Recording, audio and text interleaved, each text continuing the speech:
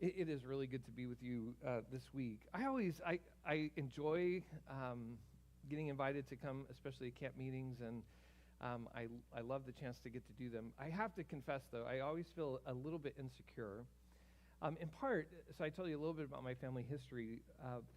Mike and I were laughing about my grandfather last night. My grandfather, Harold Daniels, was a district superintendent in Colorado for a number of years and was actually Mike's DS for a little while. But my grandfather was kind of part of that generation. He was kind of a big guy, but he was part of that generation. When he walked into a room, our family used to call it, he was an authority vacuum. He sucked all the authority out of the room, right?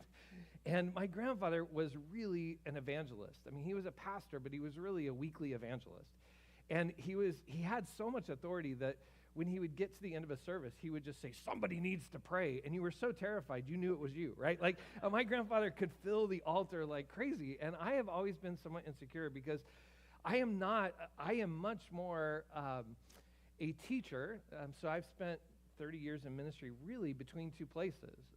Even today, I pastor the college church in Nampa. But I really took that call in part because I also teach about 2/3 time across the street at NNU. And so I think of myself as a teacher, and I think of myself as the kind of preacher who my favorite kind of preaching is week after week, the discovery of the text for this week. And my favorite kind of preaching, no offense, but my favorite kind of preaching is preaching to the same people every week, people who I know their story, I know what's going on, and I feel like that's where I'm most secure. So flying into some place I don't really know everybody, and there's a kind of expectation that at some point I'll say, somebody needs to pray, and hopefully it will be you, right? That's not really me. And so this morning I'm looking forward to doing some teaching with you. And so I'm going to invite you to kind of hang with me this morning as I go to this text that I find really fascinating. One of the things that I think is really interesting at times is to take the four Gospels. And first of all, it's very fascinating in the Christian tradition that we have four Gospels. Early in the church's history, there was some conversation about that's a little confusing to have four. Maybe we should pick the one that we find most authoritative, and we'll make that our primary authoritative gospel. But there was this consensus in the early church that it is wonderful that we have four separate witnesses to who Jesus is. And even though they differ in some degree, this common story of Jesus resonates through all four of them. And how powerful it is that we have these four different witnesses. But with my students, I often say it's kind of important sometimes for biblical scholars to then take those stories and look at them separately. For we oftentimes take the four Gospels and kind of put them into a blender. I'll give you my example. Every Christmas, we kind of put the Gospels in a blender and we end up with a Christmas production. Because if all we had was the Gospel of Matthew, there would be no shepherds or angels in our Christmas pageants. We would just have magi, right? And a very scary story about killing babies, right? Like that's all we would have if all we had was Matthew. And on the other hand, if all we had was Luke, we'd have no magi and no Herod killing babies. We would just have the fun parts. We would just have Mary and angels and shepherds. If we had Mark, we'd have a very boring Christmas because there's no birth narrative. And if all we had was John, we'd have a very theologically heady Christmas. Talking about the Word becoming flesh. And so this morning I want to take Luke and think about the story that I just read to you and think about what it means to Luke, because this is one of those places, and this gets New Testament scholars kind of excited. When you put the Gospels next to each other, there are some stories that get repeated in every Gospel, but then there are some stories that become unique to a particular Gospel. This story that I just read from Luke this morning is unique to Luke. It only shows up in the Gospel of Luke. And I would argue with you this morning, if you want to understand what Luke wants to tell us about Jesus, this story becomes the centerpiece. It's the lens or the pair of glasses, if you will. I now need glasses all the time, but it's kind of the pair of glasses through which we can understand the message of Luke. But here we go. In order to understand this really odd situation in the synagogue in Nazareth, what I oftentimes refer to as the sermon that was going so well, but then it went really bad. And it only took 2 lines for it to go from really good to really bad. From Jesus being elected to an open-ended call to pastoring the synagogue in Nazareth to being thrown off a cliff. It only took 2 lines. So why was it going so well, and then why did it go so badly? In order to understand this text, I think we have to go back to the Old Testament. So here's the heavy teaching part. In order to get this text, we have to understand some what are called Levitical Codes or economic laws in the Old Testament. So if you're taking notes this morning, this will be on the test. there are four primary economic codes in the book of Leviticus. That's why we sometimes refer to them as the Levitical Codes. But those four primary economic codes for Israel go like this.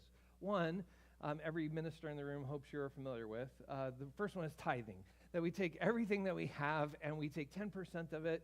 And as that as everything grows, as we harvest, we take 10% and we take that to the temple, or we take that to the local synagogue. We take that because the Levites, the tribe that is in charge of the care for the daily spiritual life of people, they don't own any land. And so their well-being depends upon that 10%. But not only them, in the tithing laws, it's fascinating, the widows and the orphans are cared for. In fact, one of my favorite parts about the tithing law is that there's a storehouse connected to the temple, but every 3 years, like cleaning out the refrigerator, this is totally off subject, but my wife texted me when I left. My wife has this tendency to not be able to sit still very long, and so she texted me. She cleaned out the pantry Saturday night after I left. She goes, "This is what I did after you left." And she goes, and it turned into a 7-hour job, right? But she cleaned out the storehouses. They would clean out the storehouse, and they would have a big kind of potluck dinner and big barbecue and everything. They'd finish it out and then kind of start all over again. But that's tithing. There's a second command, Sabbath, also an important one. That every 7 days we would rest. But of course, in the Old Testament, it's not just every 7 days, but it's every 7 years. Last Sunday was my 7th anniversary at Napa College Church, and so I'm looking forward to having a sabbatical coming next year for a few weeks. But that pattern of having a sabbatical, taking a year to let the land rest, to let the animals rest, to let all of creation rest, to recognize our place within the created order. And the Sabbath laws are so important because it's very interesting, I think, in American life in particular. We'll ask this question, like you can get on Google and you can say, what is Mike Palmer worth? I don't know what Google would say this morning, but you can say, what is Bill Gates worth? What are all these people kind of worth? What's Jeff Bezos worth? It's fascinating to me. You'll find out when you ask that question to Google, it'll actually tell you not what they're worth, but how much money they have. But it's interesting in American life, that's the way we phrase it. But what are they worth? They're worth how much money they have. Or after you meet somebody, the first thing you ask is, what's your name? But the second question you ask is, what do you do, right? What's your job? Because so much of our identity is wrapped up in how much money we have and what we do for a living. And Sabbath says every once in a while we should be reminded we are so much more than what we have or what we do. And there is this opportunity for us to connect in community and to realize our worth to God is not dependent solely on what we do and on what we have. And so those Sabbath laws are important. A third one that we don't pay as much attention to is the law of gleaning. Gleaning is this idea that says if you have a field, you can't harvest all the way to the edges. In fact, you have to leave the edge unharvested, and when you get to the corner, you have to cut the corner really wide. I do think this is an important economic law that we should pay attention to. It's a law that says we are a people always prepared for outsiders. Because when the alien, the sojourner, the wanderer comes through, our fields are ready for them. We are a people who are always prepared for the outsider. It's interesting in Israel's life, constantly the refrain is, you used to be outsiders. You used to be a people who were wandering and sojourning, and you needed people not to oppress you, but you needed people prepared to bless your life, and so you will be that people. And so the gleanings of the field, if you're familiar with the story of Ruth, that's important to that story, that Boaz participated in the law of gleaning, or Ruth and Naomi would not live. And so you have this gleaning law, but here's the important one for this morning. The fourth one, though, Leviticus 25, is the year of Jubilee. After we've had 7 sabbatical cycles, which equals 49, which is not a very interesting number, but 50, cool number. After we've had a complete cycle of Sabbaths, we are to, and the word Jubilee comes from the jubal, from those horns, those trumpets. We are to blow the jubals, we are to blow the trumpets, and pronounce a do-over. So with my students, I say, you remember when you were a kid and you had an Etch-a-Sketch? Those were the coolest toys. You could just mess it all up, but then you could just shake it and start over. In some ways, Jubilee is an economic shaking of the Etch-a-Sketch. It is the do-over for all of Israel. It's this recognition that even just systems that have laws like tithing and Sabbath and gleaning, even just systems, every once in a while need a do-over. That there is a tendency in every culture for the rich to continue to get richer and the poor to continue to get poorer. And maybe what we should do is have a do-over and allow people who've lost their land, in particular in Israel, to get their land back. the only way I know how to illustrate this. I taught at SNU for a number of years in Oklahoma, and this is an easy illustration of Oklahoma. Oklahoma was essentially given away in 1889. We lined folks up, and we shot off a gun, and we said, go get it, right? The land's yours.